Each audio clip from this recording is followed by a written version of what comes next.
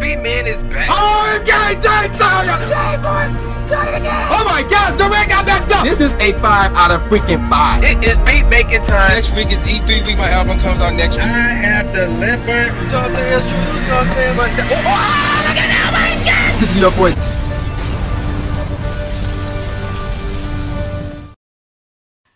Alright, ladies and gentlemen of the YouTube citizens, y'all know who this is. This is your boy Dash to Inferno.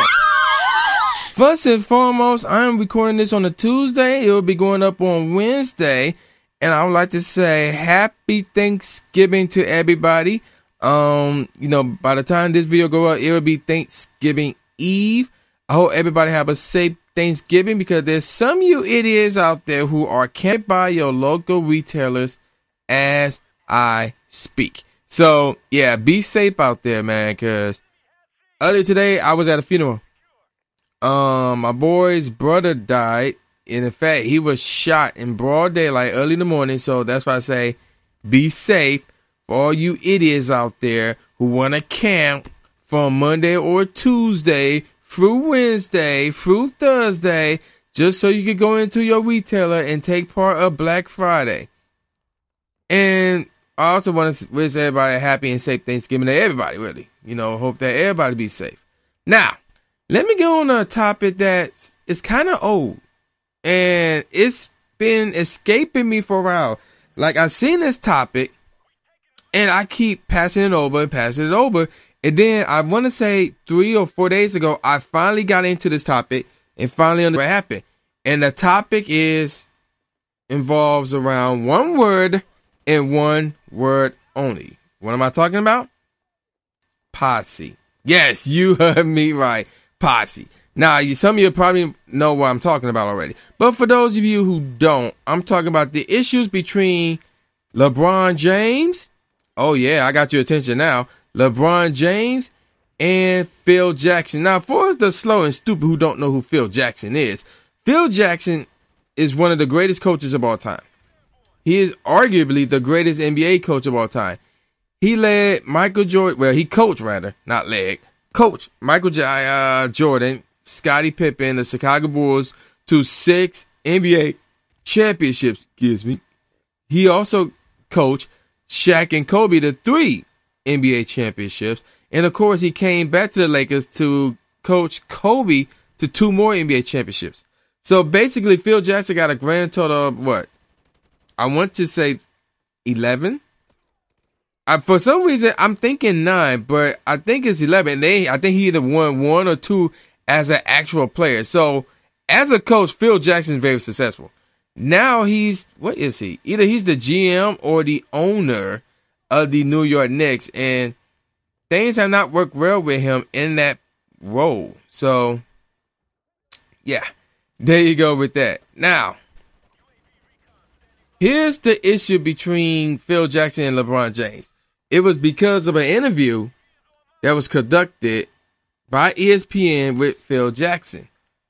And the question was about LeBron James. So basically the interview was done by ESPN's Jackie McMullen. And it was about LeBron James leaving the Miami Heat to go back to the Cleveland Cavaliers back in 2014. And in Phil Jackson's mind, what that meant for the tenure of Heat President Pat Riley. So, quoting Phil Jackson here, he said it had to hurt when they lost LeBron. That was definitely a slap in the face. But there were a lot of little things that came out of that. When LeBron was playing with the Heat, they went to Cleveland and he wanted to spend the night. They don't do overnights. Teams just don't. So now Coach Eric Spoelstra has to text Riley and say,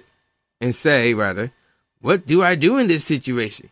And Pat, who has iron fist rules, answers, you are on the plane. You are with this team. You can't hold up the whole team because you and your mom and your posse want to spend an extra night in Cleveland. I always thought Pat had this really nice vibe with his guys, but something happened there where it broke down. I don't know, LeBron likes special treatment. He needs things his way. Now we're going to back up to You can't hold up the whole team because you and your mom and your posse want to spend an extra night in Cleveland. So that's where the issue comes to play.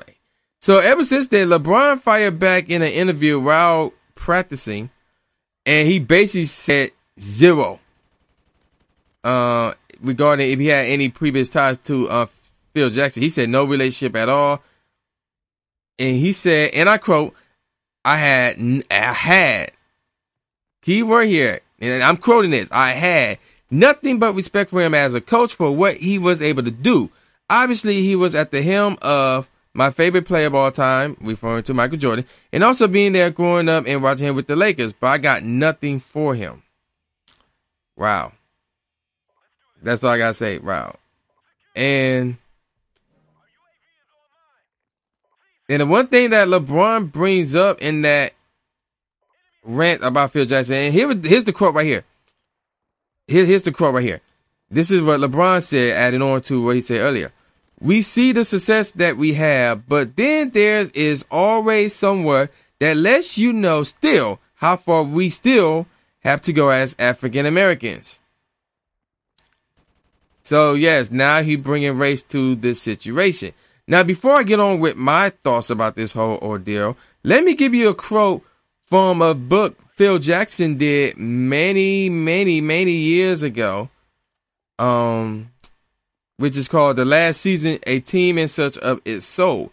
He said, and I quote, in the Cleveland game, I was impressed with LeBron James, who has made strides since we played the Cavs during the exhibition season. Yet, as talented as the kid definitely appears to be, I don't believe he or any 19-year-old should be playing in the NBA. Moving on, these young men grow so dependent on their posses who fetch their cars and their girls that they can't possibly develop into mature, self-sufficient human beings.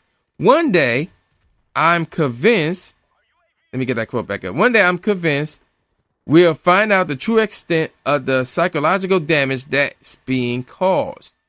And this was back in 2004 when this book came out and he wrote those comments. So again, he using that posse term again. Now, is posse by itself a racist word? No. Is the way that Phil Jackson using it makes the word racist? No.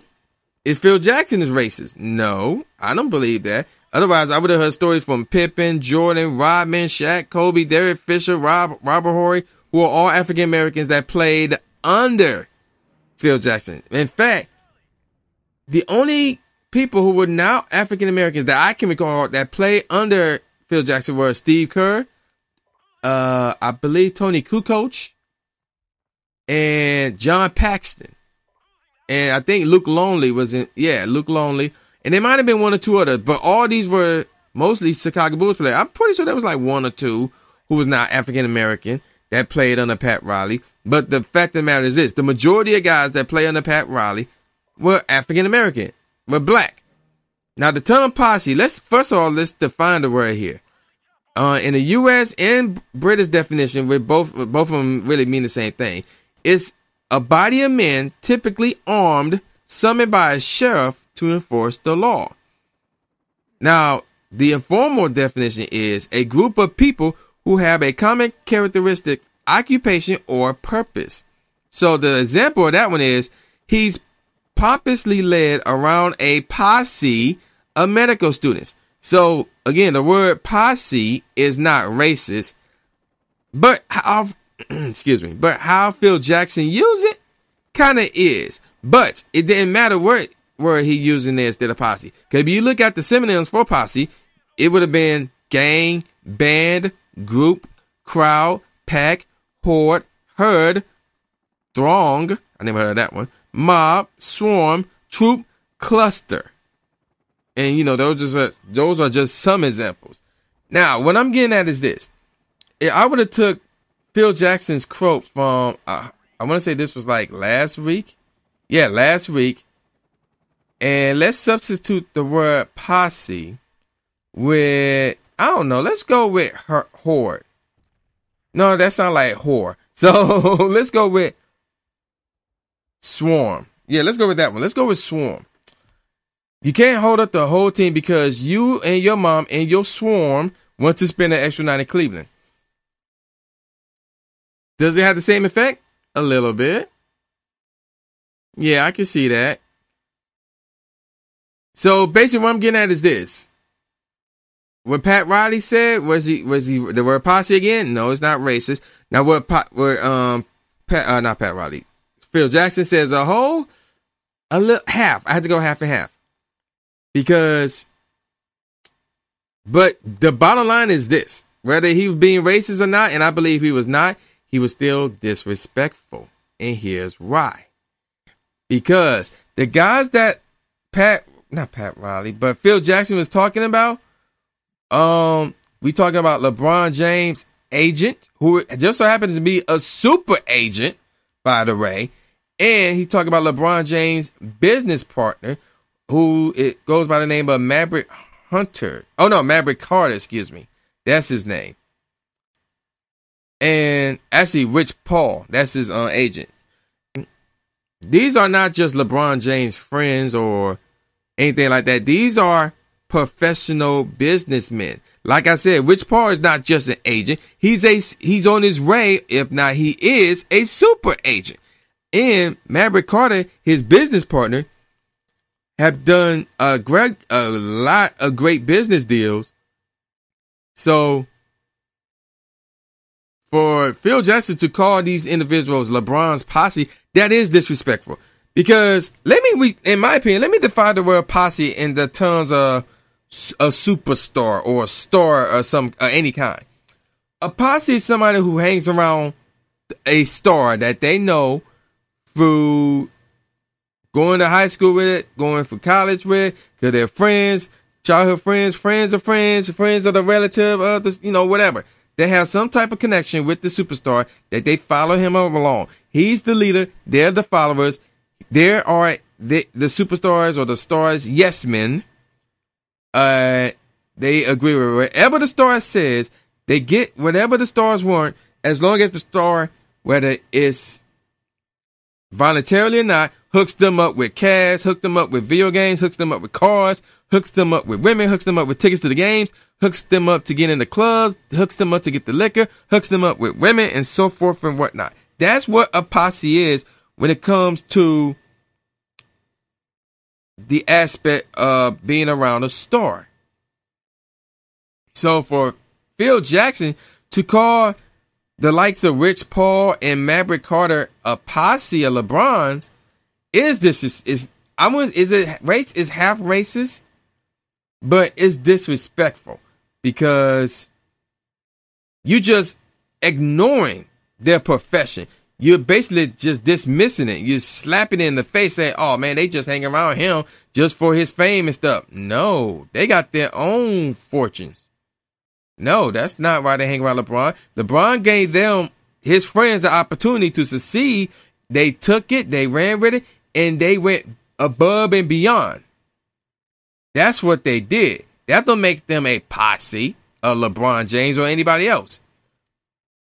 Now, the reason why I say it's half racist because, again, the term posse is not a racist. In fact, nobody says posse anymore. Who says posse outside of Phil Jackson?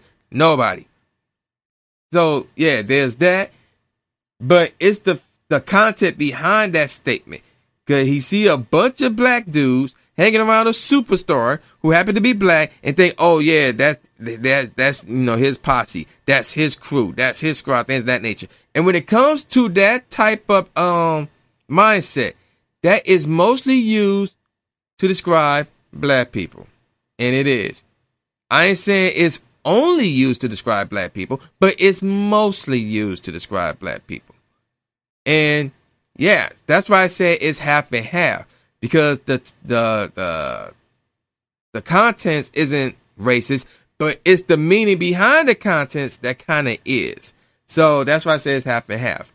And yeah, Phil Jackson, I don't know if he did it yet already. I doubt he will, but he really needs to give LeBron James and his friends a public apology. In fact, some of the NBA teams are with LeBron James in this whole issue, and I'm one of them. Well, I'm not a team, but I'm also behind LeBron with this issue because he just again Phil Jackson, who is a Caucasian male, just dismiss and disregard the profession of African Americans and say, oh, I don't care what they do as far as their profession, they're LeBron James posse. No. So, yeah. And it's funny because not LeBron, but Phil Jackson really needs to watch his damn mouth because he is about to, I ain't gonna say he's about to, but he is trending on that thin line of saying something totally outrageous that gonna compare here to Donald Sterling.